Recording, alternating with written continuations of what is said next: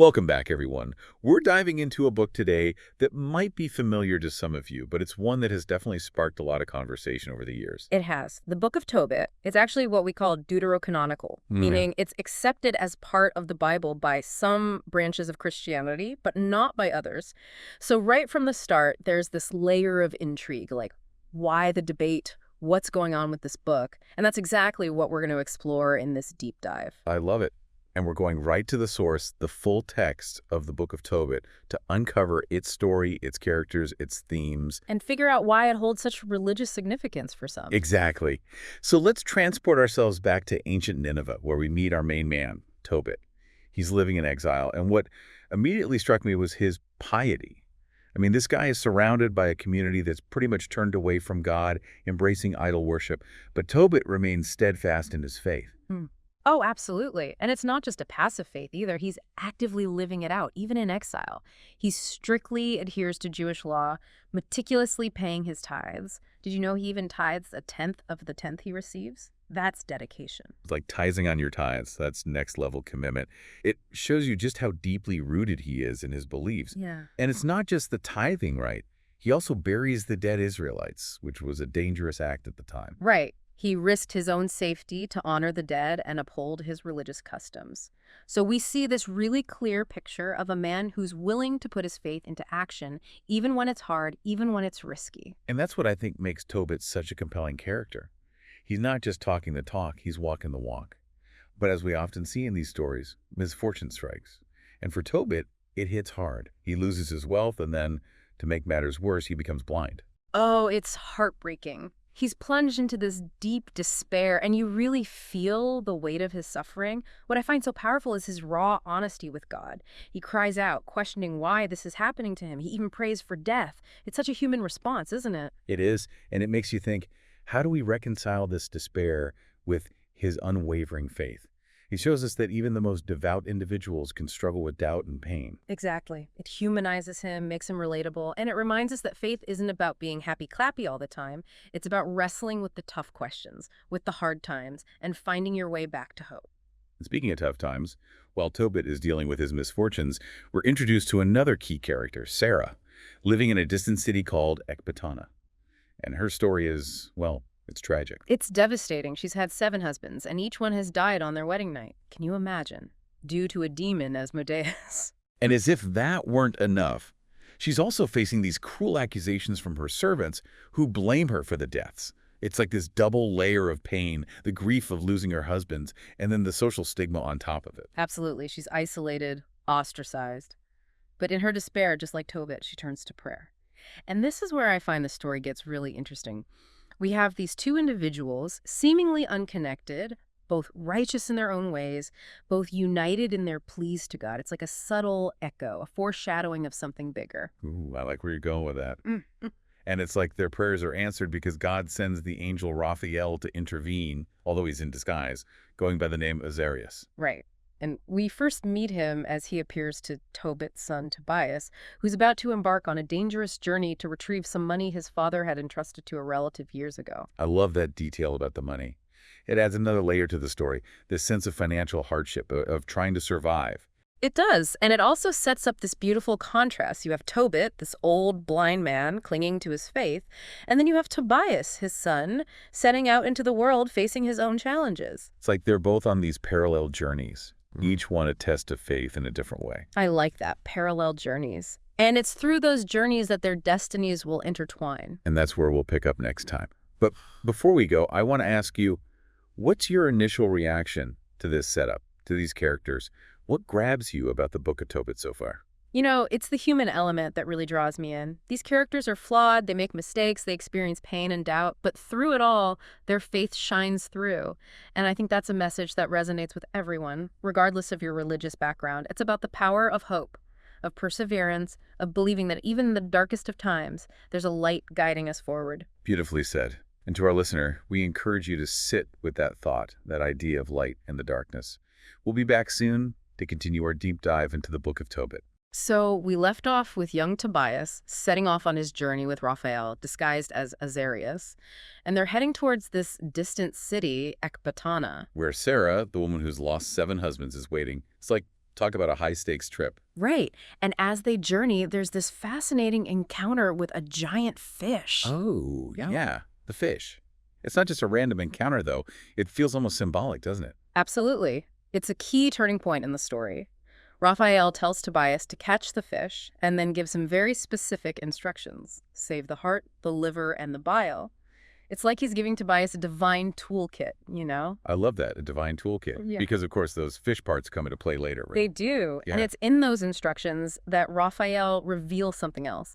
He tells Tobias that Sarah, the woman he's traveling to meet, is actually his destined wife. Oh, wow. So not only is Tobias carrying this financial burden, this mission to retrieve the money, but now he's also heading towards a potentially fatal marriage. What a combo. Talk about pressure. But Raphael reassures him. He tells Tobias how to overcome the demon, Asmodeus, using those very fish parts he told him to save.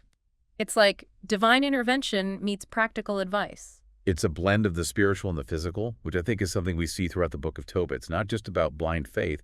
It's about taking action, using the resources available to you. Exactly. So they continue on their journey, and finally they arrive at Raguel's house, Sarah's father. And I love this detail. Raguel sees Tobias and immediately notices the resemblance to Tobit. He's like, whoa, you look familiar. It hints at this deeper family connection that neither of them are aware of yet. It's like a little foreshadowing, weaving together their destinies even more tightly. I love that. But of course, being a responsible father, Raguel also has to tell Tobias about Sarah's, shall we say, complicated past. Yeah. 7 dead husbands. Not exactly the easiest conversation to have. But Tobias, he doesn't waver. He's got faith in Raphael's guidance, and he proceeds with the marriage. Talk about courage. It's a true test of faith. And then we get to the wedding night, the moment of truth. And Tobias, remember, he follows Raphael's instructions to the letter. Burns the fish heart and liver and The demon is vanquished. boom, gone. Just like that. It's like this epic battle between good and evil, and good triumphs. And it's not just about the physical victory, though. What happens next is really beautiful. Tobias and Sarah, they pray together for mercy.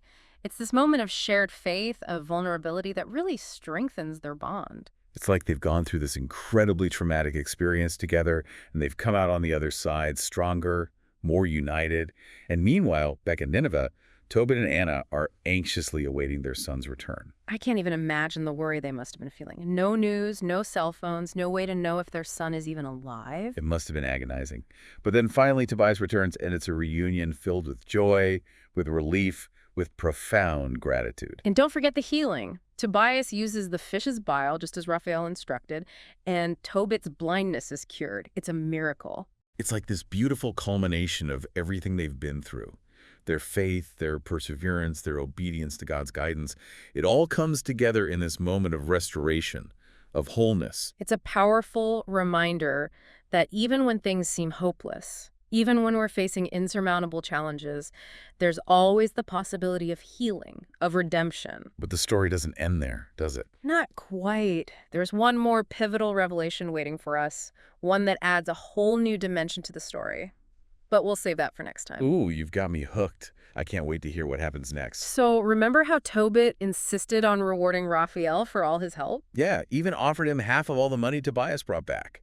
Talk about generosity. It really shows Tobit's heart, doesn't it? Yeah. But that's when everything changes. Raphael finally reveals his true identity. He's not Azarias at all. Wait, he's an angel. Whoa! It's like the whole story just shifted, like we're seeing it through a whole new lens. Exactly. And Raphael, before he departs, he gives them this incredibly powerful message. He tells them to bless God, to praise him, to acknowledge his greatness. And he emphasizes the importance of doing good deeds, of giving alms. That seems to be a recurring theme throughout the book of Tobit. Definitely. It's like it's woven into the fabric of this story, this idea that faith isn't just about believing, it's about acting, about living out those beliefs in tangible ways. And he talks about prayer too, right? Yes, the power of prayer. He emphasizes that prayer, combined with fasting and almsgiving, can turn you away from wickedness and lead you towards righteousness. It's like a recipe for a good life, a righteous life. But those final chapters, they take a bit of a somber turn, don't they? Tobit, now old and nearing the end of his life, he has this vision. Right, a prophetic vision of Nineveh's destruction. And he warns Tobias and his grandsons, tells them they need to leave the city, find safety elsewhere. It's not just a suggestion, is it?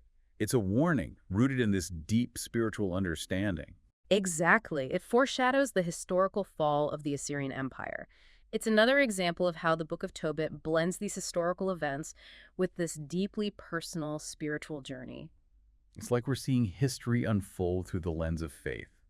And then there's that line that always gets me where Tobit talks about Jerusalem being rebuilt, but not like the former house, until the times of that age are fulfilled. Ah, yes. That's a line that sparked countless interpretations. Some see it as a prediction of the Second Temple, others connect it to a future messianic age. It's like this little puzzle piece tucked away in the text that invites us to think about the larger implications of the story. But ultimately, Tobit dies, full of years and surrounded by his loved ones. And Tobias, he follows his father's advice. He leaves Nineveh with his family. And he witnesses the fall of Nineveh, just as Tobit predicted. It's a reminder that even in the face of destruction, of empires crumbling, faith can endure, families can persevere. So as we wrap up this deep dive into the book of Tobit, what do you think are the key takeaways? What are the lessons that resonate with you the most? For me, it's the reminder that faith is active. It's not passive. It's about doing, about helping others, about giving back. And it's about the power of prayer. The idea that even in the darkest of times, we can turn to something greater than ourselves for guidance and strength. I love that. And I think it's also about the importance of family, of community, the way these characters support each other through thick and thin. It's really inspiring. Absolutely. It's about finding strength in those connections, in those bonds of love and loyalty. And for me, there's this underlying message of hope. Even when facing unimaginable challenges, even when empires fall, even when death comes, there's always this glimmer of hope, this belief that something better is possible. Beautifully said. And to our listeners, we encourage you to take these lessons, these themes, and apply them to your own lives. What does the book of Tobit mean to you? How can its message of faith, of hope, of perseverance guide you on your own journey? And remember, even in the midst of hardship, you are not alone. Thanks for joining us on this incredible journey through the book of Tobit. Until next time, keep exploring, keep questioning, and keep the faith.